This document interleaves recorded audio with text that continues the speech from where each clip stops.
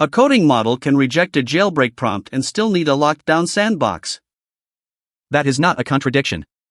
NIST's new assessment of GLM-5.2 shows that prompt resistance, cyber capability, and deployment control answer different security questions. In the next 4 minutes, you will learn the 4 control layers. Read the test results correctly, and harden a fictional coding agent without touching exploit code.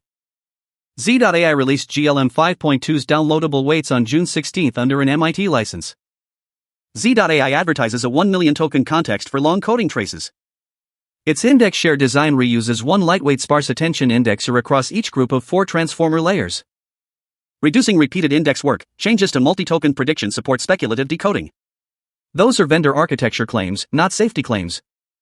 On July 17, NIST published an independent assessment and judged GLM-5.2 probably the most capable openweight model at release, though still behind the strongest closed US models it evaluated.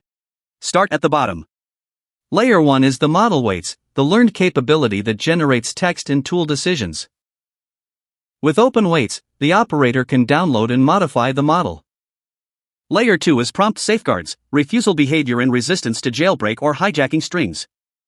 Layer 3 is the agent scaffold, the system prompt, context, tool loop, token budget, and permissions that turn a model response into a sequence of actions. Layer 4 is the deployment perimeter, sandboxing, network egress, credentials, monitoring, approvals, and incident response. A hosted provider may add classifiers, telemetry, rate limits, and account controls around the model. A self-hosting operator owns that surrounding stack and can change or remove safeguards.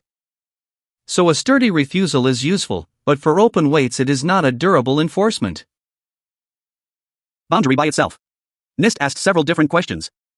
First, capability: could an agent solve software, math, science, and cyber tasks? Its cyber set included ExploitBench and CTF archive. NIST assessed GLM-5.2's aggregate cyber capability is similar to Opus 4.6.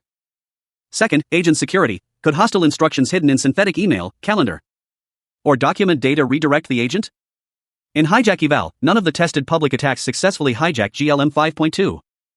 Adaptive red teaming still found it less robust than the evaluated closed US models. Third, safeguards: would the model refuse harmful requests? It usually refused overtly malicious, single-turn cyber prompts, including tested public jailbreaks. But in NIST's configuration, it did not refuse any of 10 agentic ExploitBench tasks and continued. Tool calls. That is the apparent paradox. HijackEval asks whether untrusted content steals the goal. ExploitBench asks whether the assigned agent keeps working on an exploit development task.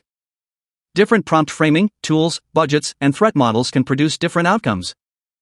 Now keep the weights fixed and change only the environment. Our fictional agent audits a deliberately toy repository. With read-only files, it can inspect code but cannot alter anything.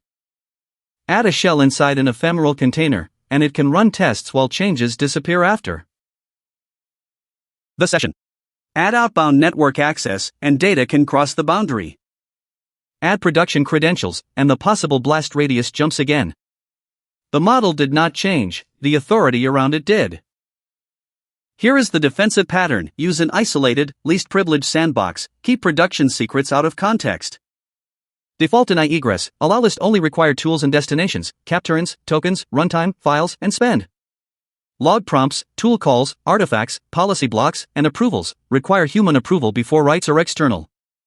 Side effects, and review the output before release. This is operational guidance, not a claim that any one control guarantees safety. Do not turn this into open weight equals unsafe. Open weights support inspection, private deployment, customization, and research. They also move more enforcement responsibility to the deployer.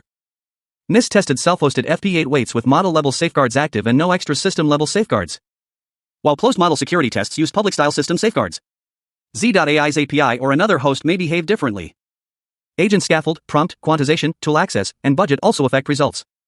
Stronger controls can reduce misuse and accidental damage, but tighter permissions, classifiers, and approvals can add latency, false blocks, and operator work. Recap: measure capability, test prompt safeguards, inspect the agent scaffold, and lock down the deployment perimeter. Judge the whole system in the exact configuration you plan to run.